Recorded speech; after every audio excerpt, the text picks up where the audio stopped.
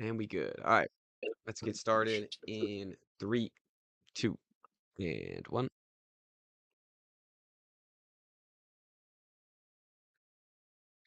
Hello and welcome. It's the Wise Guys Podcast. I'm your host, Brady Fitzgerald, joined as always by my co-host, Chris Hagan. How you guys doing? We're also joined by another league mate here, Lucas. Lucas, how's it going? Good. Thanks for having me on, guys. Of course.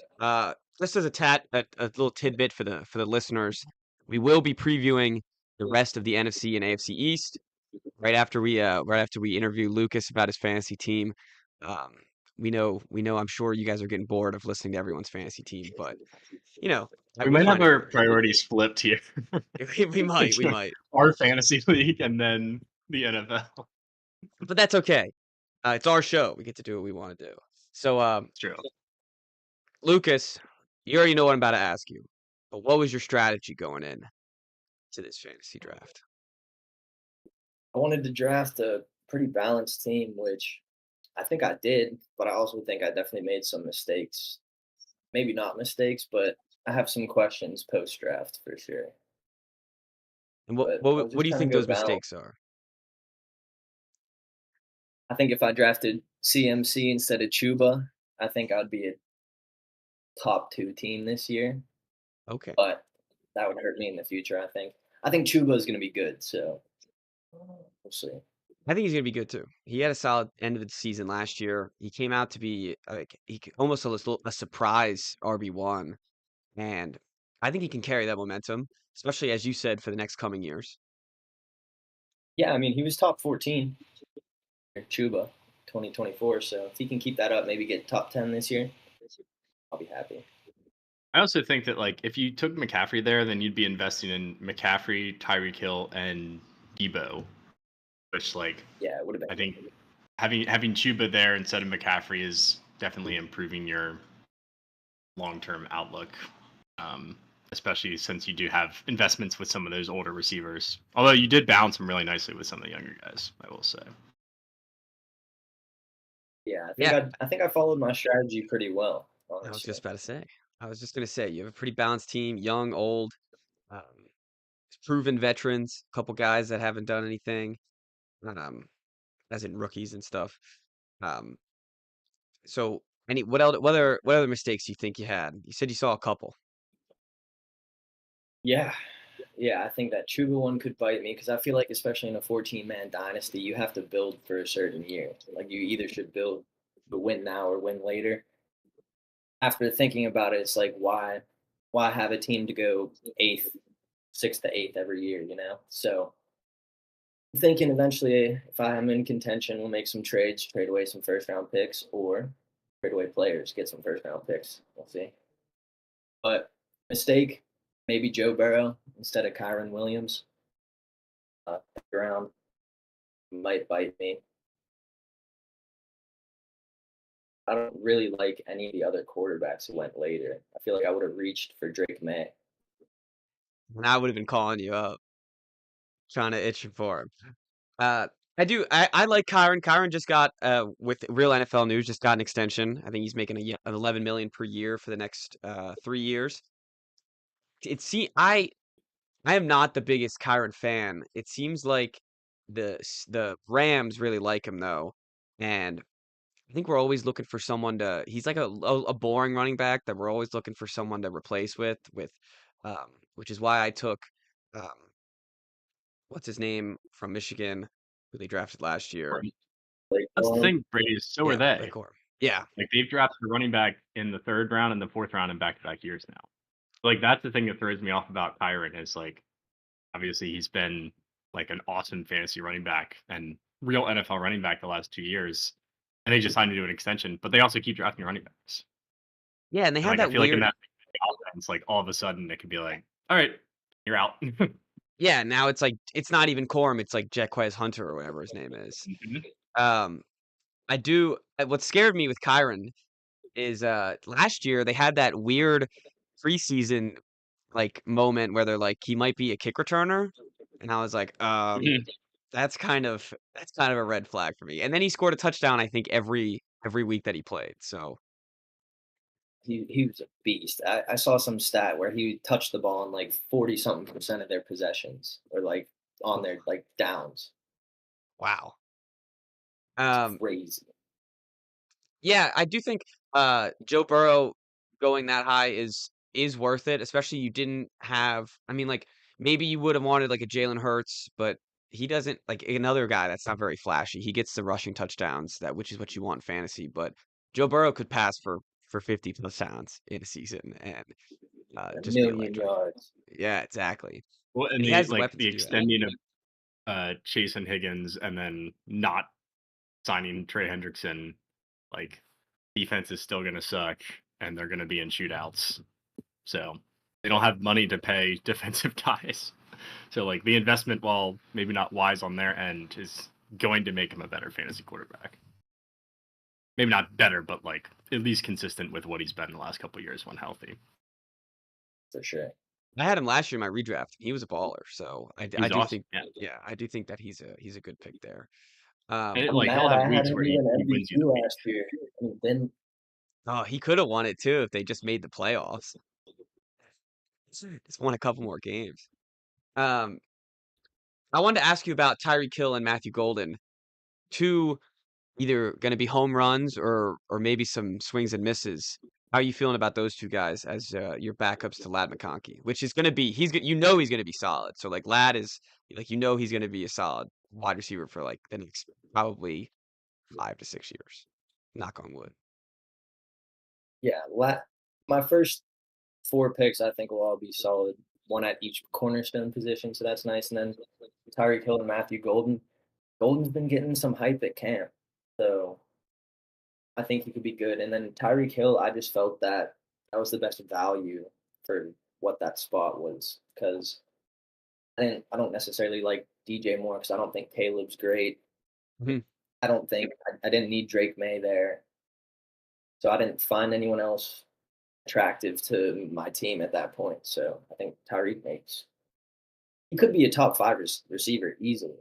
Oh yeah, and I think you got like that's probably the lowest value that even in maybe in even redrafts that he'll go where you like the next wide receivers that went were DJ Moore, Jerry Judy, Cortland Sutton, Higgins, and then I guess Mike Evans would be the other veteran wide receiver that like will get solid yards.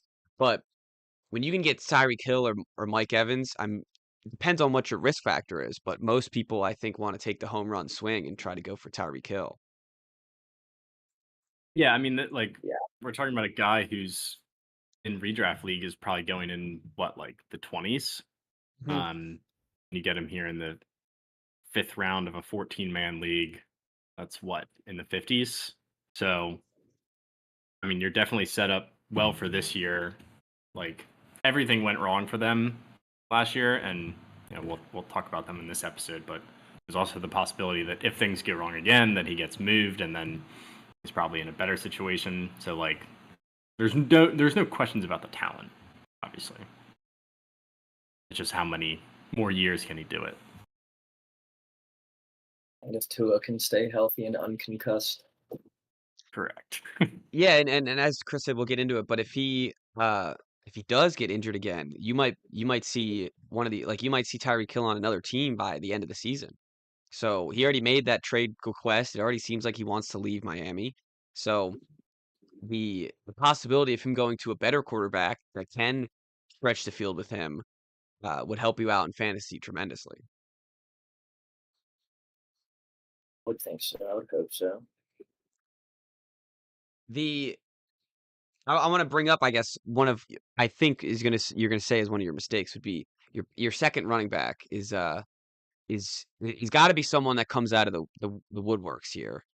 One of Tyrone Tracy, I forget his first name, Spears, um, Rashad White, Tajay Spears, Tajay. There you go. I got when I said Tyrone, like all the T name just started circling in Tyron my head. Tracy, you got it. Good Yeah. guy. Um, Rashad White, Rashad Johnson, or Roshan Johnson.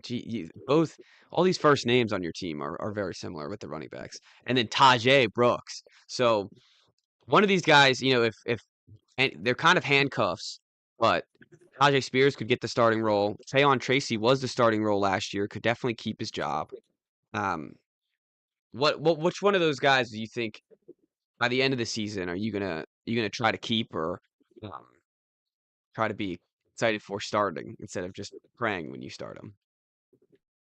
Well, I don't really necessarily think I'll be excited about any of them, and unless Tony Pollard gets hurt, and then because honestly, I really like Tajay Spears. I think he'll be real good if Pollard goes down. Like in the games without Pollard last year, I think what it was like weeks 15 and 16, he put up 21 and then 18 fantasy points, which pretty solid if you ask me. Oh yeah. That was standard, so I actually liked Spears at my spot. I ended up taking and stuck with Javonte Williams, who's maybe going to be the worst player started on a roster in week one. Um, and I knew I was in the weeds in this dynasty league when I was pissed that I saw Spears come off the board. I was like, I'm in trouble if this is the guy that like I'm banking on being my RB2. So I was kind of hoping that you would say, well, I like my guys except for Spears. I'm not super excited about it. I could jump in there. I actually think Javonte was like not a bad pick, if I'm being He honest. was like he was the best guy on the board at that point who like there was gonna be guaranteed volume. I just don't know how long it'll last. Yeah, But it might time last will tell. 1 week. Oh, and when Tajay, 24 years old, same age as RJ Harvey, who got drafted in the second round Mhm. to the Broncos, and has only played 2 years of the NFL so far, and has been behind Tony Pollard pretty much the whole time. Or and I think maybe 1 year behind Derrick Henry. So Mhm. he's had a back that they've trusted in front of him the whole time. And there's a possibility I think we were talking about I was texting you about the draft or something, and you mentioned that you like Spears, and it just got my head in a swivel like, dude, by week 6, is he gonna take Tony Pollard's job? And I'm out of another running back. And he very much can, and I think could could possibly do it, especially if Tony Pollard doesn't have that juice that he's had the past couple seasons, because he is getting older in age. Yeah, and then Rashad White, another one of those running backs. I think he's 26. I think people forget how young he actually is. Like he could be good. He could get traded to someone like the Bears, overtake DeAndre Swift, and then I'll be good. The problem with Rashad White is he's just not a good football player. That's the problem because the I, volume was there and these like efficiency numbers were just so dreadful, and that's why Bucky took control. Like he's just so much more talented. I mean, he's an NFL running back. I shouldn't say that, but not a nah, I get super what you efficient mean. runner. He does catch a lot. He gets a lot of targets though, and Mm.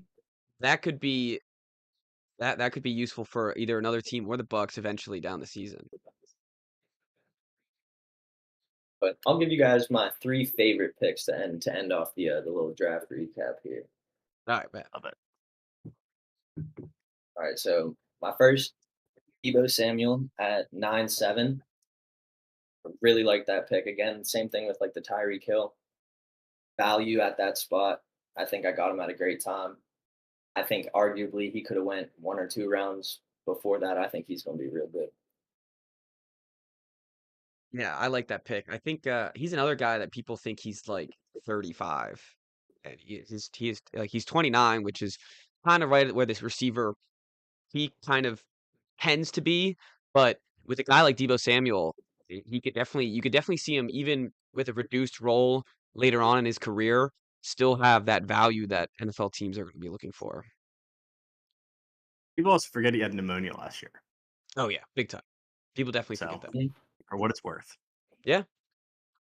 Um. And All right, no what's next? offense to the Commanders Uh, over there, but I don't think their running back room is that strong. So I think Debo could get a Well, this couple is yeah. carries. They'll use him as a weapon. He's not going to be like your typical wide receiver too. He's going to be all over Yeah. the field.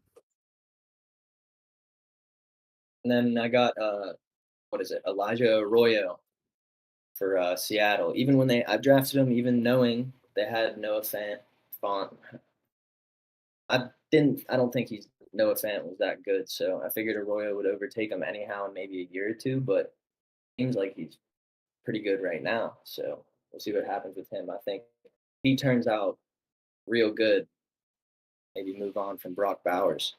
Send him my way. Think about Yeah, I'm waiting for week 3 where he's had 13 each game, and I'm like, all right, send Brock over. Take him home, take him it. home. All right, what about your last? Then What about actually, your I last think guy? I do think he's gonna. I think he is good, by the Matthew way. I think. Sorry. Matthew Golden. Okay, I was gonna say before we move on to your next guy, I will. I've heard in camp that he's like people are putting him as like slot receiver, and like he's like eyeing it up with Sam Darnold already. So he's gonna be a quick tight end that hopefully gets some volume for you. All right, tell us about Matthew Golden because I don't know much about him, and I once he wore number 22, I was out. So Oh, receiver number. yeah, weird receiver number for sure. I think Golden will be good. I mean, Christian Watson being hurt for pretty much what he'll be hurt the whole year. Yeah, I think so. So and Aiden Reed was good at times, but also was missing at times. So I think Matthew Golden could be the wide receiver one rookie season. We'll see. I mean, I think Jordan Love's real good, so we'll sling it. Yeah, they have a weird wide receiver room where it's just Yeah. a lot of guys that you wouldn't expect to be a number one wide receiver. So someone's got to take the reins and someone's got to do it. And I've also heard that he's had a good training camp so far and good rapport with Jordan Love. Yeah, I think Yeah, the apparently he's got a upside and big the number. downside are kind of like the same issue with him. Because with that wide receiver room, you're right, there's not like a clear wide receiver one in there. And like if he proves himself off the jump, then he can step right into that role. But if he doesn't, then it's a crowded receiver room where like everybody's solid. And all of a sudden now he's in this mix of like four guys with Dobbs and Reed and Wicks and Watson. Well, I guess not Watson anymore. Um, so it's just a matter of like, do you believe in him to really separate himself? And of course, he's had a good camp. Um, I don't know what rookie Yeah, right. Like hasn't had a good camp. I'm sure there's some, but I was doing a mock draft earlier today, and like I read a headline about Golden. I was like, I think I have to have this guy in my redraft leagues. Like if I can get him as my first or second receiver on the bench, like I feel good making that bet. Um, so I think he's definitely a guy in Dynasty where like his floor is probably pretty high because he's a first round receiver on a team that doesn't usually invest first round picks in wide receivers. So the draft capital's there. Um, and like they're not going to hang on to all of those guys. And there's all those guys will be due up for contracts way sooner than him. So Yeah, I and was I think rambling to Lucas. say I like Golden. Yeah, I think Lucas, you did a good job though too. If you drafted the wide receivers to protect yourself in case Golden doesn't jump out of the gates. Like you could start Debo week 1 if Golden, if something either you're just not feeling confident in him week 1 or whatever it is, and then by week 12 when maybe some of your veteran guys aren't producing as much, maybe Golden because it always takes a while for a rookie wide receiver to get his feet under him. So eventually you'll have, and for the next who knows how long, you'll have Golden as hopefully you're solidified either number 2 or maybe even passing McConkey if he's that good. About that. Yeah. All right. Well then let's get into our previews, and we'll start, Lucas, with your team here with the New York Giants. The team I did the least looking at beforehand because I knew I'd have an expert on here. Um, and from an outsider's point of view, it seems like you're going to be able to run the ball a little bit, and you're going to have a pass rush. What's it looking like in Giantsville? Oh, I think the Giants will have a top 10 defense for sure. Arguably, it's top five. Looking at you just name the players. I mean, good looking, good looking defense. I think adding Paulson, Adebo, and Javon Holland was huge because lost Xavier McKinney last year, which was him and Saquon Barkley going. Joe Shane should be out. But I think Giants will be an exciting 3-14 team. Something Yeah. like that. Tough. It's a really tough schedule, but we definitely have a lot of talent on paper if you look at it. A lot of young talent too. Now, I feel like I should have started with this now that you mentioned it. Watching Hard Knocks last year, Yeah. was it get these guys out of the building immediately? Like, was it just burn it all down? I like Dayball. I think Mhm. he's a good coach.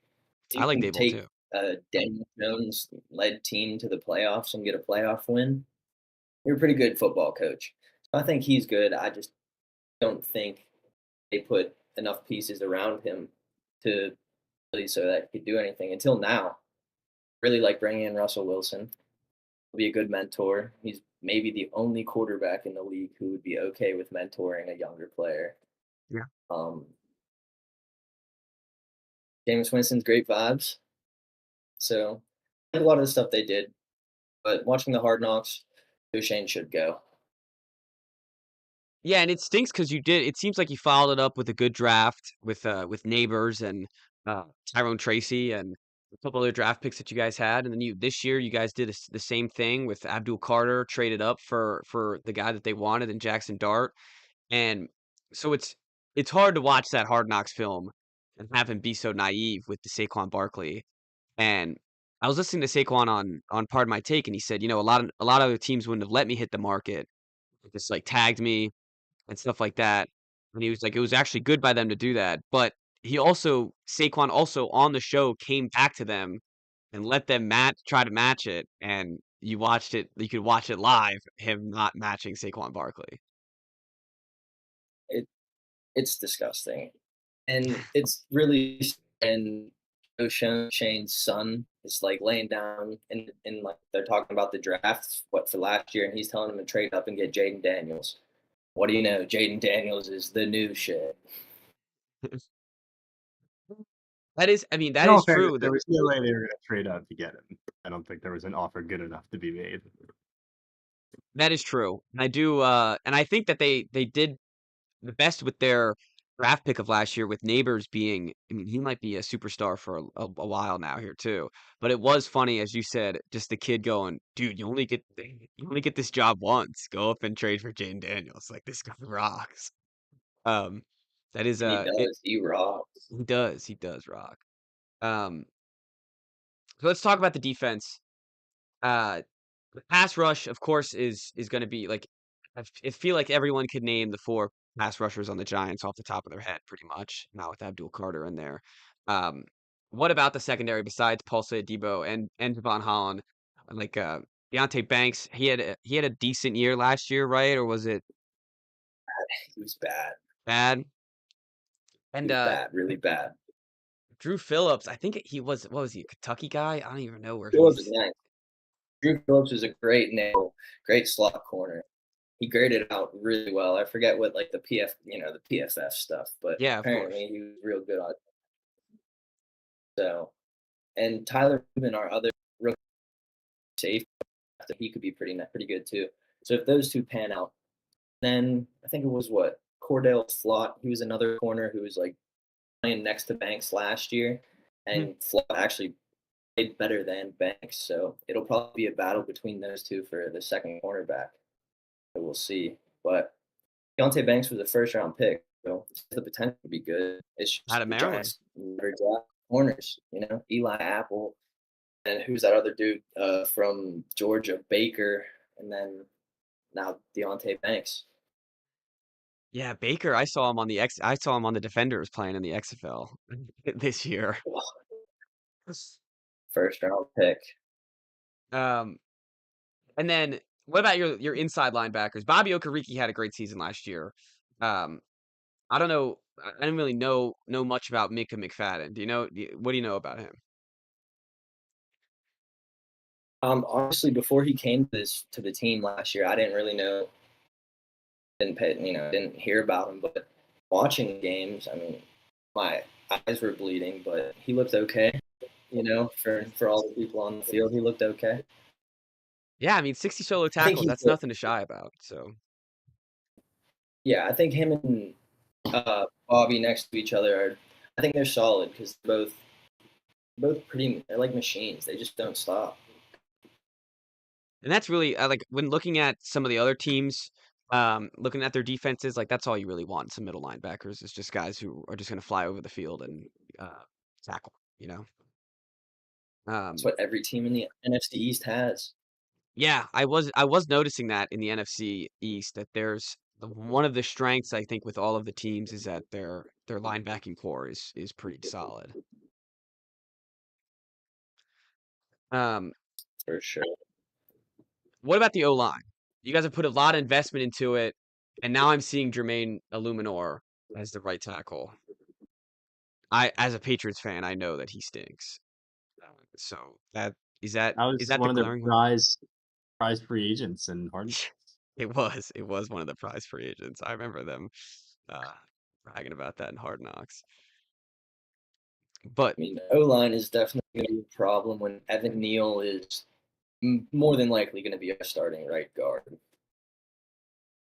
oh, you guys moved him inside. He was drafted And as a just tackle, right? yeah, he. I think. Well, they put him at right tackle because we had Andrew Thomas, but I'm not sure. I think he played. I'm not sure if he played left in college. I forget. But yeah, he definitely was a tackle, and then he just stunk so bad they moved him inside. At least Uh, they're doing it while he's still on the roster, and it's not like Flowers who got kicked into guard after he left and then turned into a productive player. yeah, he's not on like an NFC East team that's switched him to guard and immediately got results from him. What about Andrew? So Andrew Thomas, he was a top draft pick as well. I mean, and of course, you know, uh, I'm not super keen here on the Giants watching it because they haven't been really relevant in a while. But besides that, you know, they had that playoff win. Uh, has he been a solid left tackle for you guys, or not so much? When he's healthy, he's probably one of the best in the league. I would say so. I mean, obviously we don't pay attention to the offensive line that much while we're watching the game, but the stats back up that he's a pretty good tackle when he's healthy. He just needs to stay healthy. He's had some injury issues, so Yeah, there's already a little O next to him if you're looking at ESPN. So that is I don't know what it's about, but that's not a good sign. yeah, I think that probably just popped up today. So Um, and then weapons outside of League Neighbors. What are some of your other favorite guys to watch if there is any? Um, honestly, I think our receiving core is actually pretty decent. Darius Slayton's good over the top guy. He can catch the ball, mhm. and Wandale Robinson he's like watered down, mega watered down Tyreek Hill, just runs slants all day, but doesn't drop the ball. So I think our receivers are not bad, and Tyrone Tracy and Cam Scatabo together, they'll be pretty solid. But other than that, it's like a mid offense, mid to not mid to bad. Yeah, and I was gonna ask. That was gonna be my next question. How do you see the Tyrone Tracy, Cam Scatabo, maybe some Devin Singletary, um, little running back group? Where do you see it end up by the end of the season? Do you think it's Cam's? He's leading the backfield, or you think Tyrone still has his starting job? I think it'll be a split of the year. I think the NFL now is the way the running back is. It's a lot of split backfields. I mean, even in Detroit, Gibbs still gets not split carries, but some of his red zone touches get given up. So, and neither Tyrone Tracy or Cam Scotabo are as elite as Jameer Gibbs, where they're going to get more volume than the other. So they'll probably just split. Yeah, you make a good point. Where if you don't have that superstar running back, it's normally just a committee going into it. So that makes the most sense. Um, and then I think before we move on from the Giants, do you like the Jackson Dart pick? Are you forcing yourself to believe in him? Did you believe in him before he was a Giant? Um, what are your thoughts on Dart? Oh, draft night, I wanted Shador so bad. I'm not even gonna lie. I wanted Shador. After we got Dart, I was a little upset. I went home right after the pick. I was at my buddy's place, and then I just left after it. I was a little upset. Like it, but then the next day I watched Gruden's Jackson Dart draft thingy, and it got me pretty hyped. So I think I'm back. Alright. Yeah, I think, I remember those Gruden videos. I didn't, watch too many of them, but the I heard that his Jackson Dart one was pretty good. Yeah, it made me feel like Jackson Dart's the next man. Alright, alright. And he doesn't have to play this year, so you can save those feelings, you can bottle them up until next year where, hopefully he's gonna end up being the starter. If as a first round pick, you expect that to happen. But it is nice that they aren't throwing him into the fire and they're easing him into it, where sometimes that just makes the quarterback. Yeah, honestly, mind having if we didn't have Russell Wilson and it was Jameis Winston, we'd be watching from. I'd rather have Jackson Dart be the quarterback the whole year. So I think trial by fire could be good for certain people. I mean, you see it with C.J. Stroud and what did Jaden Daniels start the whole year last year from week one? Yep. Yeah, so trial by fire could be a good thing. Maybe Cam Ward will light it up. I do. I'm He's going to starting be. to. The more I hear about Cam Ward, the more I'm excited about him. I think he's going to be a good player. But yeah, no, you're right. It does depend on the player, and I do think though, with what I heard Jackson Dart going into the draft, it seems like getting some of that process, some of that NFL speed from the sidelines first might be a little helpful for him. Yeah, I think so too. All right, I think let's flip to the other side of the coin. You wait, by the way, Lucas, you're good to stay with the rest of the previews? You want to stick around? Yeah, yeah, I'm good. All right. So let's flip to the other side of the New York coin since we're already in New York, and we'll go to the AFC East and we'll go to the Jets. Um, anyone want to start, or else I can get us started here on the Jets. I mean, there's not a lot to be excited about if if we just start at a high level. This is a team that and an organization really that needs a culture purge. Hmm. Um, so in year one of that, there's not a lot to look forward to. Um, I mean, obviously, like I think their ceiling depends on what Justin Fields can be. I don't see any reason to believe that he'll be any better than he was last year in Pittsburgh, which they were winning football games, but they don't have the defense that the Steelers have. They don't have even the offensive weapons that the Steelers have. Um, so I don't expect a lot from this Jets team. What I've heard so far is that they're trying to install an identity with Justin Fields, where it's really just running the ball, playing good defense, and that's how they're going to try to win games. And I think what scares me with that, which I think their defense is decent. They have the draft capital, they have the potential for players to step up, where it can be end up being solid. And but what would scare me is if you're going into the season saying, our identity is going to be running the football, then why aren't teams just going to be able to capitalize on that and just make you not run the football and force you to throw with Justin Fields? Um, so that would be my worries if I was a Jets fan, where you might have the guys on the O line. They've put in another unit that has a lot of draft capital for them, and they have Garrett Wilson, they have Brees Hall, uh, but there's no other really wide receivers that you're happy about. There's there just needs to be for them to be a good football team. There's a lot of young guys on their team that need to step up, and I think you know, the biggest spot that you see that is tackle. Like you have Fashanu, who they used a first round pick on last year, and then you have Membu, who they used a first round pick on this year. If those guys don't pan out, this offensive line is a nightmare.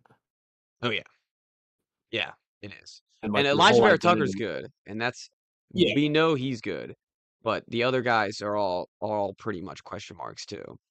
So I agree with that. Yeah. So like when you're a team that wants to run the football, and not rely on Justin Fields throwing the ball down the field, you have to have a good offensive line. Um, and like even when you want to be a team that runs the ball, it's nice to have at least like the threat that you could throw the ball down the field. And they just like they don't have that. They don't have anyone who really stretches the field. They don't have a quarterback who you're comfortable with throwing the ball down the field. Um, like literally since he was at Ohio State. So it could get ugly. And I understand the wanting to establish an identity. And obviously we're not expecting that, like we're not coming in saying that they're going to underperform expectations as we thought they were going to go 10-7. Like the expectations are already low. So if they're bad this year, it's not like we're not going to sound the alarms or anything. But we have to talk about what they are going to look like this year. And I think it's going to be very ugly, especially on offense. So Lucas, you're in the Pittsburgh area. You said you were locked into the Steelers radio a little bit. What were they saying? Do you know what they were saying when Justin Fields left and he went to the Giants for 20 million, or to the Jets for 20 million a year? Oh, all the local people wanted Justin Fields for that price tag. I think he was good. I think he'll be pretty. I mean, I think he'll be okay. I think he's going to do what the Jets want him to do, and that's lose games, but keep them competitive. I don't really think they're going to try to win by running the ball. No, they're just. I think they're just going to tank. But Justin Fields will be a good backup for the next quarterback. Yeah, and I think to your point, he's not going to do anything what the coaching staff doesn't want them to do, and doesn't he's not going to go outside of any sort of comfort zone. We saw that in Pittsburgh, and there is a way to be successful at that. In his what he had 6 starts, he won 4 of them, something like that. So Yeah, he went 4-2. yeah, so it's and they clearly promised Russell Wilson something, or else they wouldn't have benched him for or they wouldn't have benched Justin Fields with that winning percentage. But I do think, I mean, it's a pretty pricey tag. Um, and I do like, as to your point, the Steelers, we'll get to them eventually, but not this episode, but eventually in our previews.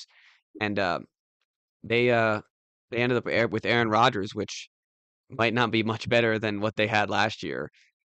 So it'll be interesting to see what he can do. But I don't think he's not going to stretch the field passing wise. He'll stretch the field with his legs, and he'll try to be. I think he'll be like he didn't really throw a lot of turnovers when he started on the Steelers, and I think that's what they're going to try to implement is like try to keep the ball safe, try to hold the time of possession, and maybe they can squeak out a couple wins if they're, as Lucas said, if they're even looking to do that. I think I will say to their credit, like they're not going to be terrible defensively. They Mhm. kind of have a sneaky good front. Um, I don't know what the secondary is going to look like. Like, yeah, obviously, Sauce Gardner has to be better than he was last year. If that unit is going to be even average, but like a defensive-minded head coach too, they're probably going to be decent on that side of the ball. So, like, while the offensive product will not be pretty, I think they will play in some rock fight games, kind of similar to what the Steelers looked like at the beginning of last year. I don't think they'll go 4-2 or whatever Fields went, but they will. Like, I don't think they're going to get blown out a lot. I just don't think it's going to be an But they'll, entertaining brand of football, which I don't think that's what they'll they're worried battle. about. They'll Yeah. battle every game. They'll lose by a field goal to 3 to 7 points every time they lose. They'll battle. Yeah, I think you guys are both right there, and I think to Chris's credit, if a guy like Will McDonald or Jermaine Johnson, they step up and Mhm. try to end up being the guys that they were drafted to be, then there will be they might have a pretty solid defense at some points during the season. So yeah, their secondary is a Will little rough McDonald. though. The Brandon Stevens signings was weird. Sauce Gardner's good. Um, but yeah, I don't think we need to spend too much time on the Jets. Um, let's I go guess back. my one last question about the Jets would be like, if you were a Jets fan, what would be the bar where you would consider the season a success? A success. Like, I don't think it's a certain amount of wins. I guess like as long as you're not. I mean, some Jets fans would probably be fine with going 3-14 to get the number one pick. But I think Mhm. if you're actually looking for like improvements to the culture. Like you want to win at least 5-6 games. You want to be competitive, like Lucas said, where like you're battling every week. And like if you can identify some cornerstone pieces. But the weird thing with them, like I guess Membu would be the big one that's an unknown and Vistano. Because like you do kind of have some cornerstones already. So it's like, can you be in a position where adding a couple of free agents and drafting a couple of impact players gets you to a point where like you're considering the playoffs next year? Yeah, I think you answered your own question there, and I think if they said what Lucas said, no, yeah, it's totally fine.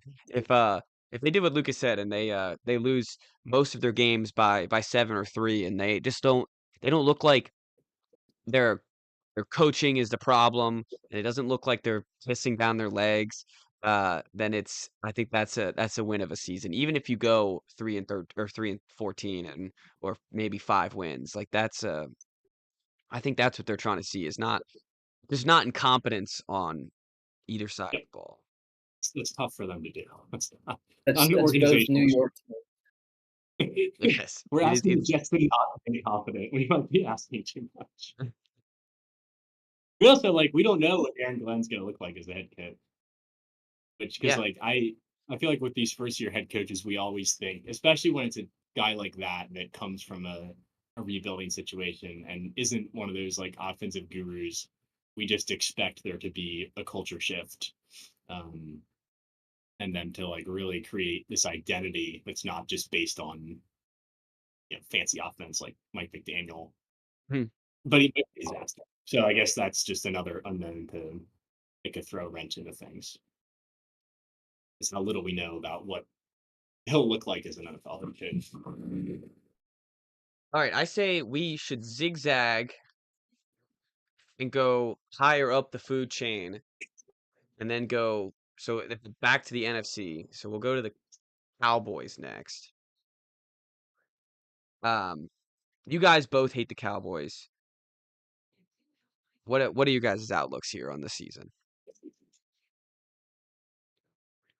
They're in an interesting spot, um, because it kind of feels like they're just same old Cowboys, but they brought in George Pickens, and I think the biggest thing is that McCarthy's not there. So I think there was a floor with McCarthy where, like, if this team was healthy, and you even saw it last year where Dak missed, and if it was half the season, more than half the season, and they still won 7 games, they were ravaged by injuries on defense, and they still won 7 games. So like for all the crap that we give McCarthy, and deservingly so, like they could not win in the playoffs, and you never trusted him, but they were consistently putting together good regular seasons. That floor, I feel like, drops big time now bringing Brian Schottenheimer as head coach, and it's not somebody who was sought after. Um, Kind of felt like they really weren't able to attract a good candidate, and it's probably just nobody wants to work with Jerry Jones. Um, so this is a team that's like they've had kind of the same identity for a couple years now where like they're good enough to win 10, 11, 12 games in the regular season.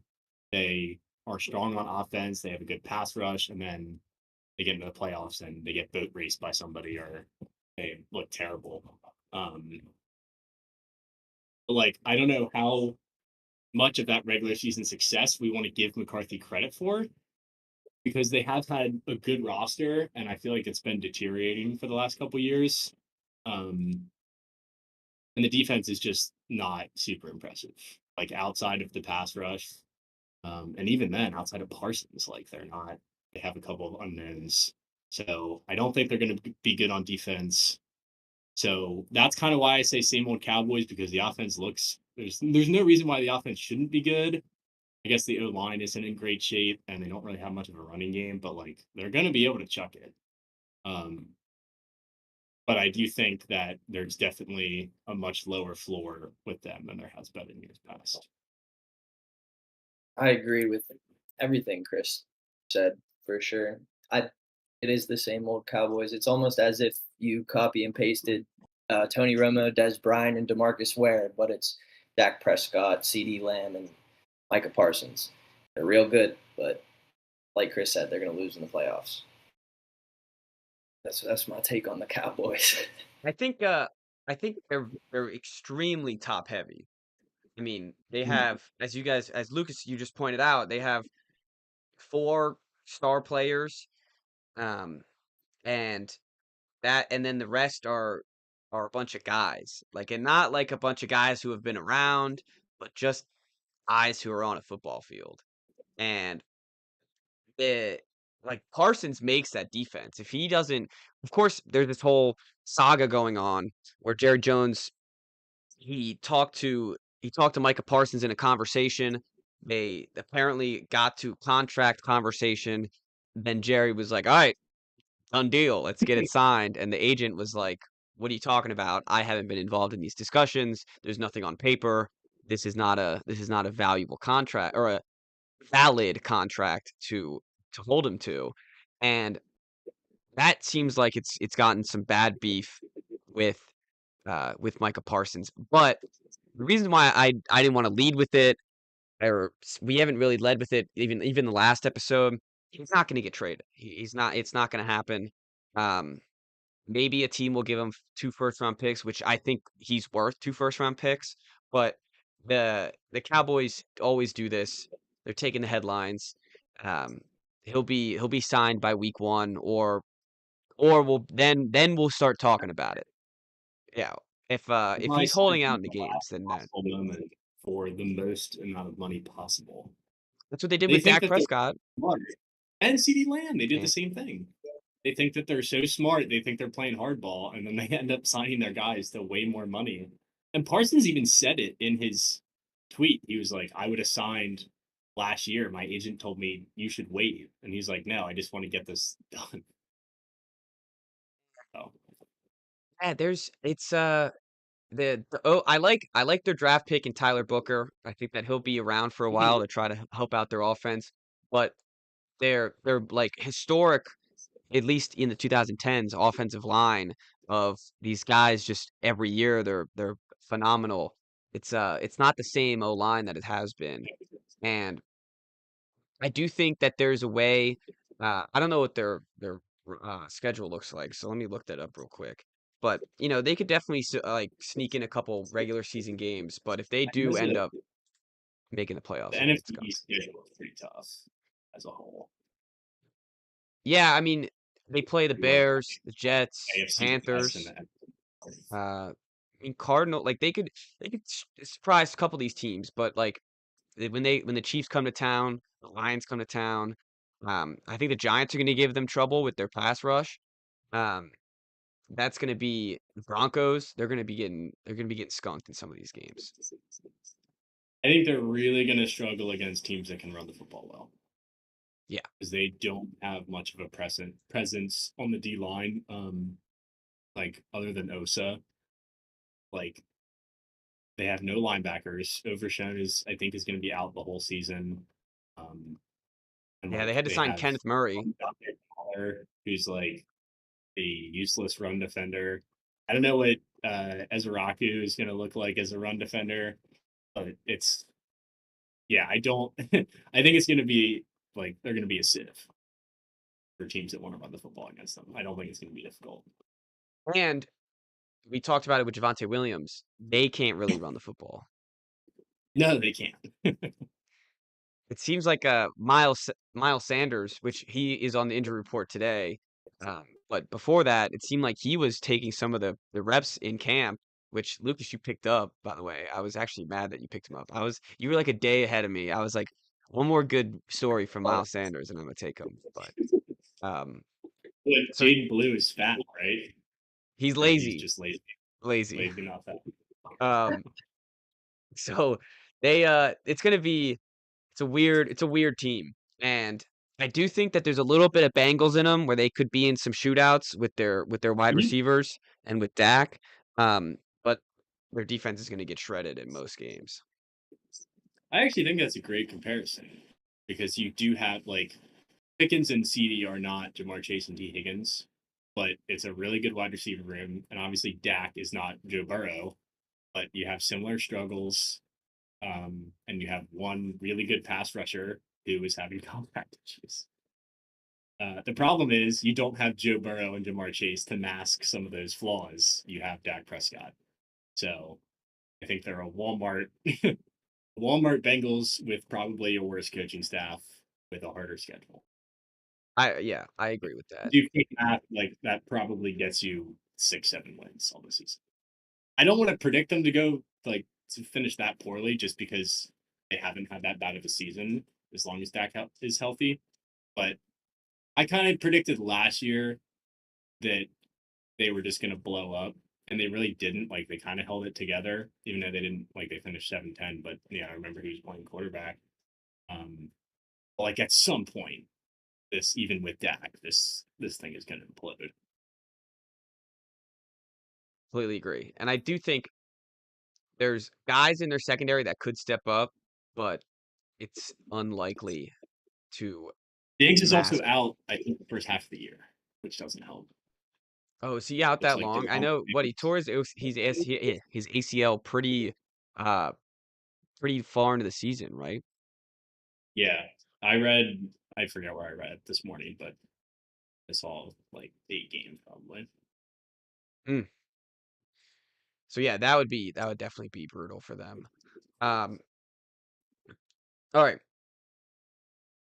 let's uh let's keep zigzagging and go to the Dolphins here in the AFC East.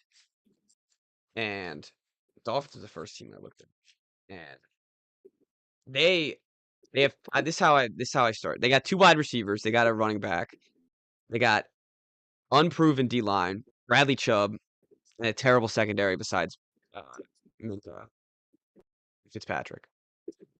And the key is though they have an unreliable quarterback.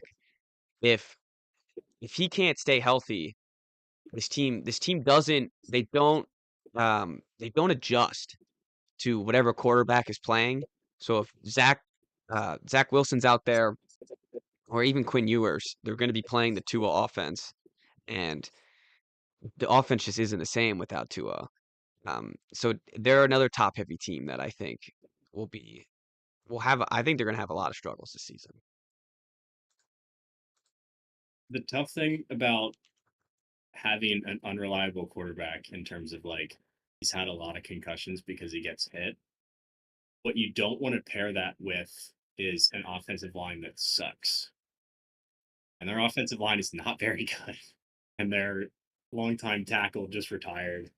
And they have unprovens at both of those tackle positions. So I don't think that's a good combination.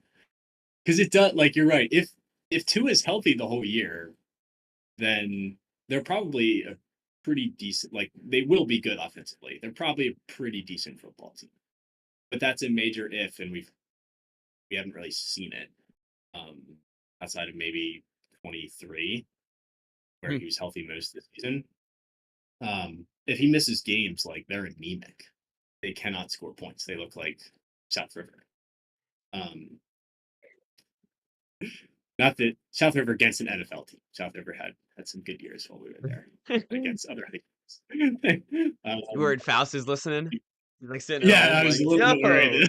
Yeah, don't want anyone to catch a stray. Um, but yeah, so like that to me was kind of the big red flag with this team is we need to protect our quarterback, and it doesn't look like we're doing a good job with that. And it sounds like they've already been dealing with injuries like in the offseason. So I don't have a ton of confidence there. I will say the one thing about the Dolphins that I'm excited about.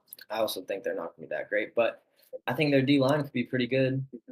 3 first-round They have picks, young Josh guys, yeah. Robinson, Bradley Chubb, they all could be real good. So I think their D line will be fun. Minka is apparently playing out of his mind in training camp. But again, everyone plays great in training camp, so who knows? But yeah, I think the Patriots will actually overtake them this year as the second best team in the AFC East. Uh, glad you mentioned. Did you say Jalen Phillips as well for the first round edge rushers that they got going on? I didn't. But yeah, they got him as well. Who is another young guy. It's like it's an unproven D line where they have like Muhammad Kamara, who we liked coming into the draft. They got him last year. He's a backup to Chop Robinson, and Chop Robinson had a pretty decent year last year. Um, but there's definitely room for improvement in the D tackle spots. Um, and Like the extended Siler. That he pronounced his last name. oh Zach. Siler, yeah. Let's Uh, see. He got 10 sacks last year from the D tackle spot. ability there, and they drafted two guys. They drafted Kenneth Grant with their first pick, and then they drafted Jordan Phillips from Maryland. Um, I forgot so about like Kenneth Grant. That's there's a huge. world where this D line is pretty good. I think like the pass rush, like because Chubb and Phillips were out. I think Phillips played 4 games and Yeah, Chubb missed the whole season. So like if those guys are back and look like themselves, mixing them in with Chop Robinson, they have a pretty decent pass rush. Um, but then you're banking on two rookies to make impacts starting alongside Siler. they the Minka stuff. You're Lucas here in the Pittsburgh area. What were they saying on the radio when that trade went down? It was great. I mean, based on Minka's performance last year and the contract that he had, everyone thought it was overpriced. And I honestly think the trade worked out for both sides, the Dolphins and the Steelers and the players. I mean, Jalen Ramsey got out of Miami and Minka got to go home where he was drafted. So, and the Steelers got Jonnu Smith. It was like a good little 2-for-1. Yeah, I do think it was good for both teams. And I mean, as you said, if he might be fired up this year. So it seems like I heard coming out of that when that first trade happened that apparently there was communication issues on the Steelers defense, and some of the players were blaming Minka at times. Oh So yeah, he's the scapegoat. so if he's now here where he wants to, where he's gonna be, he's gonna be cherished, then that's a good thing. Their Ashton Davis isn't that great. He's all right. He's not great, but their corners are a little rough. Um, Mike Hilton's Storm did. a good slot corner. Yeah, he's good in the slot. You got me there. And if and I like Cam Smith out of South Carolina. He's just like a sixth rounder or maybe a fifth, but last year he's a solid corner. Um, but he just hasn't had the reps yet, especially in the NFL. Um, I didn't know did anyone know who Storm Duck is? This is like my first time seeing this Yeah. name. Um, it's second year. He had four passes defended last year. But I just when I was looking at the depth chart, I was like, oh, Storm Duck. Oh, yeah, they're trash. Um, and they're uh their linebackers don't look great too. A couple first round busts and Jordan Brooks, Willie Gay. I don't know if he was a first rounder, but it seems like I thought he was pretty high drafted. Second round pick. And so a couple busts in there, KJ Britt. Like you've heard these names before, but nothing that's gonna wow you here. But I now that you guys kind of got me worried with the D line. I'm not gonna lie. Now that we've talked through it and looked at their guys that they've drafted, I forgot about Kenneth Grant. They're it's They got definitely a good young D and line. improving, but it might end up being all right. I do think that though. I mean, being in the Pittsburgh area, you know about James Daniels. He's trash, isn't he? He's the right guard. Yeah. So Oh yeah. yeah, such an overpay. Yep. So Such their O line's gonna be in trouble.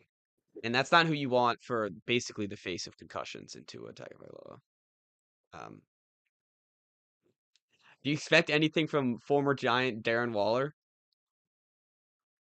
It's a great giant. maybe for him to retire halfway through the season. I don't know. he's already injured, so he might not even make it to the season. And it's funny for a With team that utilized Jonnu Smith so much last year. Jonnu Smith was like a top uh at least 12 tight end in fantasy. It's strange that they just let him go in that package for Minka.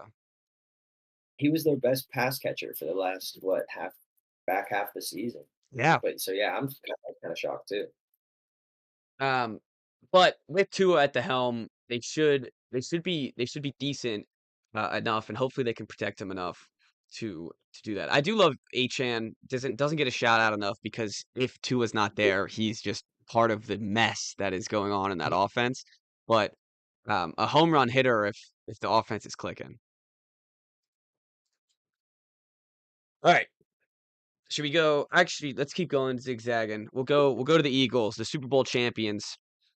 There's we talked about it a little bit beforehand. Not a ton to talk about here with the Eagles. Their secondary looks a little new. Um, they lost Milton Williams, but I mean, they're stacked. They're stacked. They're a stacked roster, Yeah, I mean, it's What's the like, to like? right? yeah, all the guys that they lost, like they lost a couple guys in the secondary. You cut Slay and you traded Gardner Johnson. You have an Eagles take? No? Just listening. um, sorry, my resident Eagles fan is lurking. But like you have Quinyon and Cooper DeJean, who were two of the best rookies in football last year, and like I'd be pretty confident that those guys are gonna step into, I mean, not even bigger roles, just continue to play at that level, maybe even better.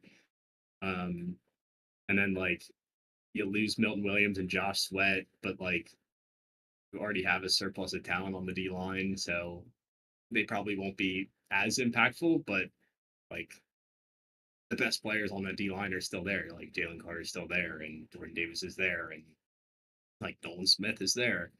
So they might take a step back, but it's not going to be a big step. I also like they signed a couple like lottery tickets almost on that D line.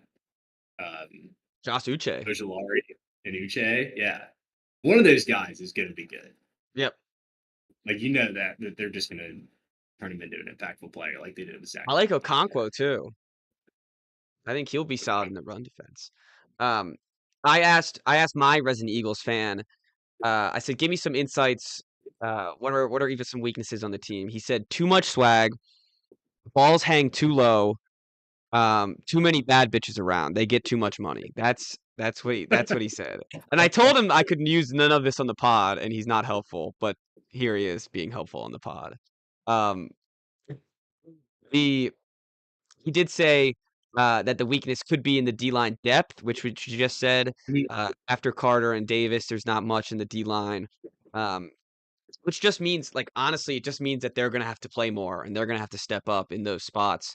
And I remember every time I think of D line depth, I think of that.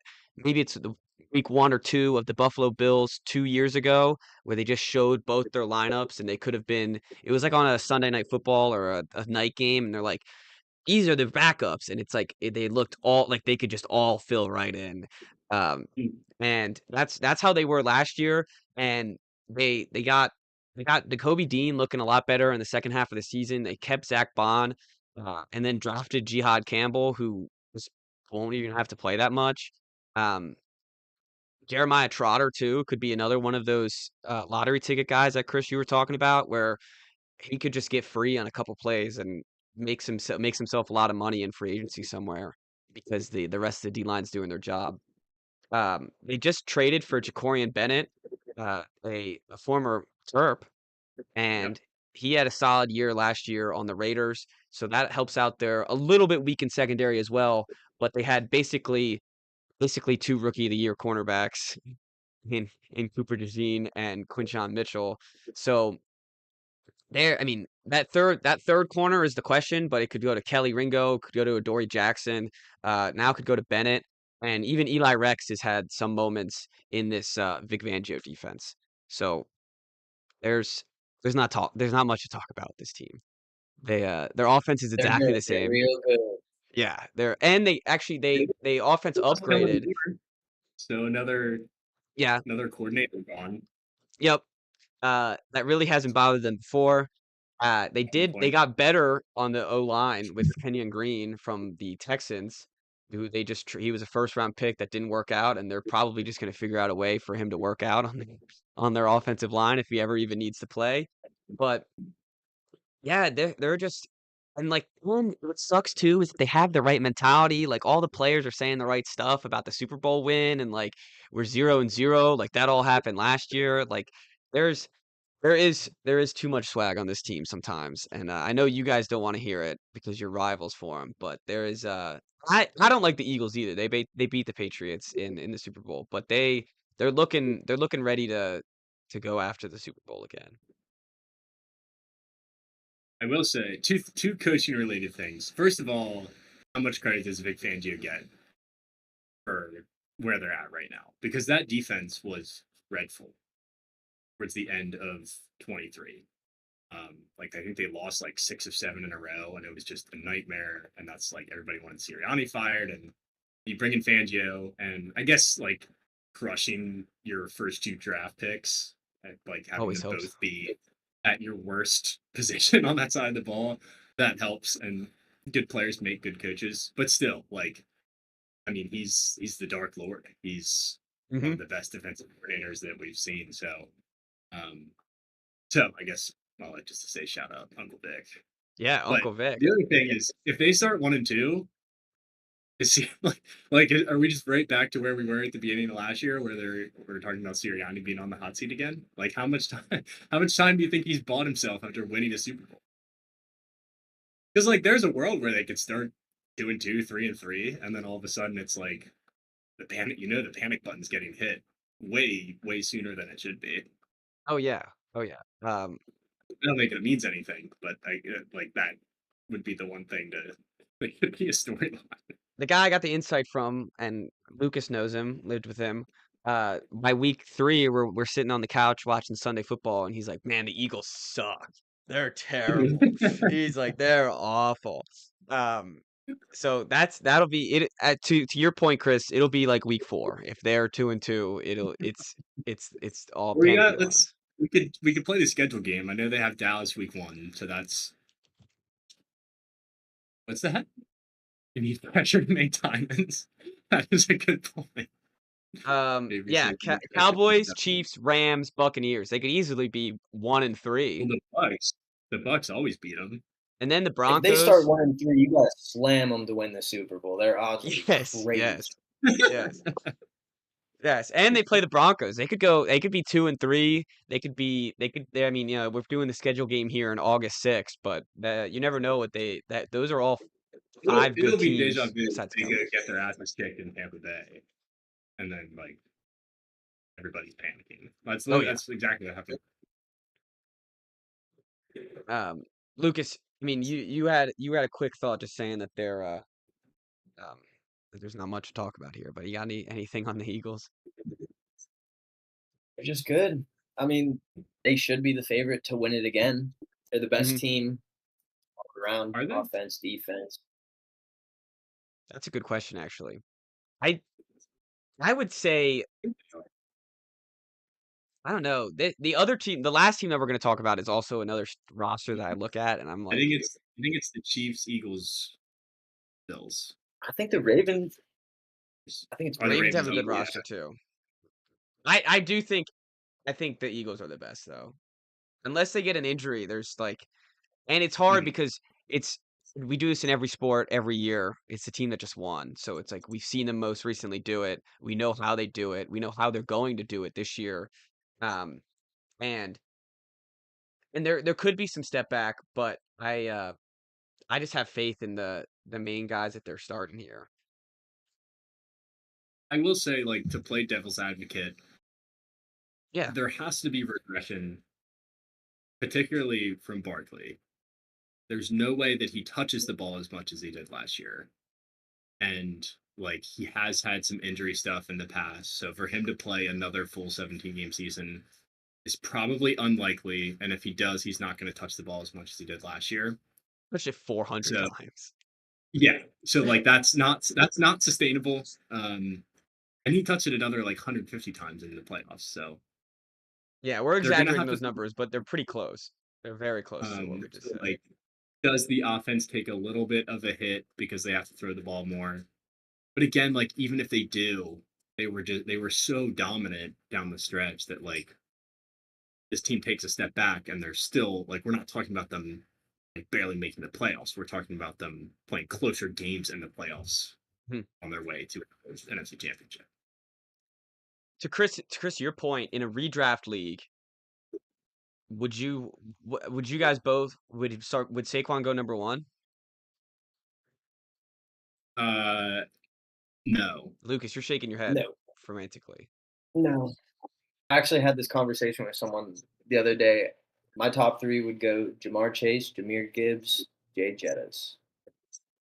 I think Barkley barely squeaks in the top five. All right. All right. I'm not saying I would take a number one. I didn't I would probably go Jamar Chase. But I just wanted to see your guys' opinions on that. And I think the scariest reason why, if you're is what Chris just said, is the regression, the possible chance of an injury, the fact that he got um, 400 carries last year, and to the other side of that coin, if you're just going into draft saying I'm taking Barkley number one, it's probably going to end up being a decent strategy, and your team's probably going to be pretty solid. Um, all right, which I would take Jamar Chase though. I mean, he's just phenomenal. Which I got both of them last year in my fantasy league, and you could tell how that went. Anyways, What an embarrassment of riches. yeah, oh yeah, oh yeah. Let's go with the last team here we got to cover. Um, a team that I was surprised of how deep they are, and how much I like their team is the Buffalo Bills. Mhm. They're they improved from last year. Um, They had the MVP last year. They were a couple plays away from beating the Kansas City Chiefs and making it to the Super Bowl, and it honestly shot themselves in the foot with some dumb Josh Allen run up the middles and not handing it to James Cook.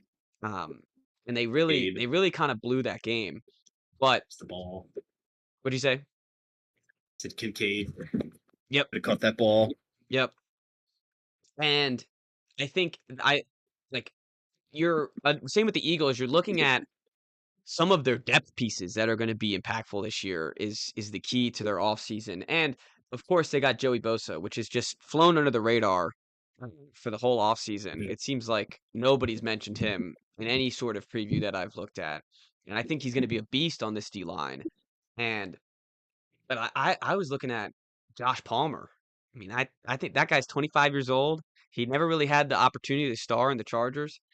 Still won't be a star here, but he's going to be he's always been reliable hands and had speed.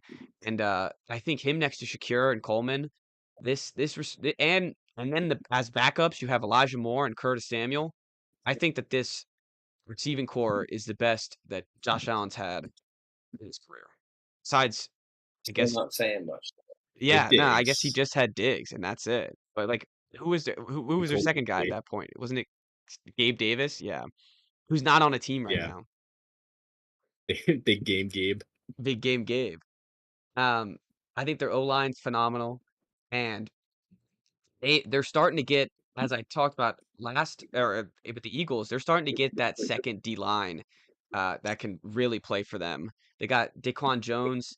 I think he's a new addition here this year, and yeah, maybe not, but He was on the they team last year. they signed T.J. Sanders. They or drafted T.J. Sanders out of South Carolina. They drafted Deani Walker. I think that's how you spell his, or pronounce his name. Out of Dwayne. what is it? Dwayne. Dwayne. There's no way. Oh, Dwayne Deo. Carter. I'm looking at the wrong dude. Oh, wait, all right, all right. Um, and but Walker out of Kentucky. He is 313 and 6'7". That's really all I need to know Massive. about him. Yeah. Sanders is huge too, isn't he? Yes, he is. He's not as tall, but he's 290. He's 297. 6'4". So he's another big fella. I see Dwayne Carter. Yeah, Dwayne Carter. Um, they're investing in this D line again, and they still have the guys from the last time they invested in the D line. They still have Greg Rousseau. They still have AJ Epinesa. They still have Ed Oliver, and now they're adding Joey Bosa. Their secondary is a little iffy. I'll give them that. That's the weakest part of their team. Mhm. But you're looking at guys like Christian Benford, Teron Johnson, to step up, and they drafted. I'm trying to look for him on the depth chart. I'm totally forgetting his name. They drafted another guy out of Kentucky, Maxwell Harrison. Harrison. I think he's the big piece in the secondary where like that unit is probably going to be league average. But if he steps up and has a good rookie season, then we're talking about like maybe slightly above average secondary. Because I know like their safeties aren't great. But like the corner, it's nothing to be frightened about. I guess the corner depth you might be a little bit concerned about. Like if one of those guys from last year goes down, Mhm. like you're having slotting in, especially if Harrison doesn't look all that great. Um, but it's like it's an okay unit on a defense that has a really good front. So I think you can live with it. And fantastic linebackers. Maybe the best linebackers in the league. They have Matt Milano, Shaq Thompson, and Terrell Bernard. Um, all phenomenal linebackers. I mean, Matt Yeah, Milano was one of the Milan best players in the league. is he's another guy where like the big thing is his health. Like when he's on the Mhm. field, that defense looks but it's been hurt a lot. So hopefully he stays healthy. They did bring in some veteran help in Trey White, who hasn't been very good since last time he was on the Bills. Funny enough, um, but even if I think he's in the mentor role. I asked my guy Ty Lewis, a Bills fan. I asked him his thoughts, and he gave me pretty much what I ran through at the beginning, and then he said that Trey White is going to be a big mentor for the younger guys that need to step up here in the secondary. Yeah, really, it's like free safety is like their biggest hole on the whole team. At DeMar. They do have DeMar, for what it's worth. Also, I mean, there's like I guess there's the question about James Cook's contract. Mhm. Like, is he gonna hold? Are they gonna have to trade him? But you have Ray Davis there. But like that has been an issue with Buffalo teams in the past, where like if they can't run the ball, then the offense is not humming like it should, and they finally figured out that maybe if we just give James Cook the ball a lot, then we'll be able to control the tempo of games. So that's another critique, I guess. But this is one of the best versions of this Bills of like the Josh Allen Bills that we've seen.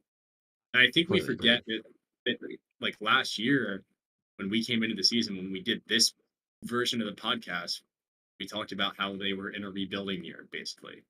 And we still expected them to make the playoffs. But it was like between them and the Jets to win the division. And they had like Josh Allen had the best year of his career winning the MVP. And it looked like they didn't miss a beat. They were a couple plays away from going to the Super Bowl, but they were still in that like transitional phase. So of course they got better in the offseason. I don't know how long, like how many years are we going to do this where the Bills are this good of a team and cannot win a Super Bowl? Like at some point they have to win one, right?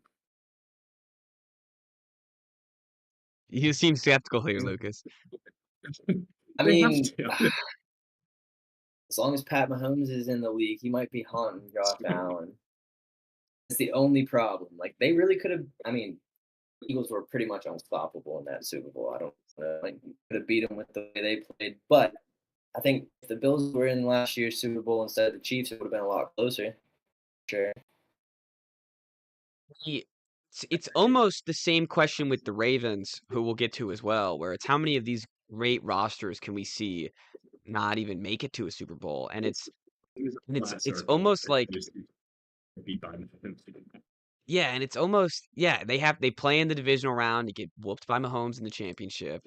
And then it's almost like there's almost like they're looking for someone to blame, and the first person it has to go to with a roster like this is Doug McDermott. Yep. Or that's Sean McDermott. Sean Doug McDermott. McDermott's a basketball player. Yeah. It's Sean Um, and I think he's been a good coach. I've always liked like the way he coached the Buffalo Bills, and then in the playoffs, there's just something that happens, and I don't think they should be rash and eventually they start out slow, cut them midseason, but if they end up in the same spot that they've been, eventually, maybe if it's not this year, but eventually they have to look in the mirror and think, what do we do with the head coach? Yeah, I think we started. Whoa! I think we started having this conversation last year. It's like the way that they lost that game. Lucas, is he cutting off for you? Yeah, I wasn't sure if it was me. No, yeah, Chris, make sure the dog didn't like unplug your laptop or something because you're freezing up. It seems like we're losing you. Lucas, while Chris is figuring that out, what are your thoughts here on the Bills? Honestly, pretty much would just reiterate everything you guys said, but I was definitely going to point out the Trey White signing. I thought he was a lot better over the last 3 years. I'm not going to lie, but he definitely will be a good mentor for the young corners because otherwise, like, their cornerback spot looks really pretty weak. Yeah, they need some guys to So, step up. yeah, but good team. Definitely one of the better teams in the league, but Chris, I think we have you back. Can you hear me? Yeah, we got you. Yeah, I was just getting a low battery, so I plugged back in. But my point was just that I think people are losing confidence in McDermott. It was a long roundabout way to say that. Yeah, and I think that it's natural for a team that's been on the doorstep, as you will, to greatness. Yeah. All right. Well, we covered all the teams. We covered Lucas. Lucas, thank you for joining us. We're happy to have you. thank you, fellas. Um, any final thoughts here on either of the divisions? Anything that we missed? Like and subscribe, people. Yes. We got yeah. I love it. We never always say forget it. to say Yeah, so absolutely love that. Lucas, anything else you want to shout out before you leave? We're good to go. No shout outs today. Go G-Men, though. All right. Well, everyone, thanks for listening.